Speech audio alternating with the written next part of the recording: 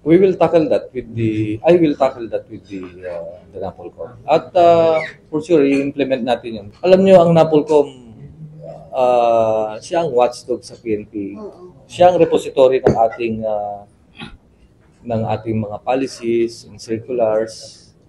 Gawa rin naman sa PNP yun, and then they affirm. And nakalagay naman sa batas when the PNP was created, nandun din ang organization ng NAPOLCOM. What is NAPOLCOM? Okay? The NAPOLCOM administers the Philippine National Police. And the NAPOLCOM, ang ginagawa niyan, of course, is the PNP is under their administrative control and operational supervision. So, klaro naman yun. Kaya nga, dumadaan yung mga promotion sa kanila to confirm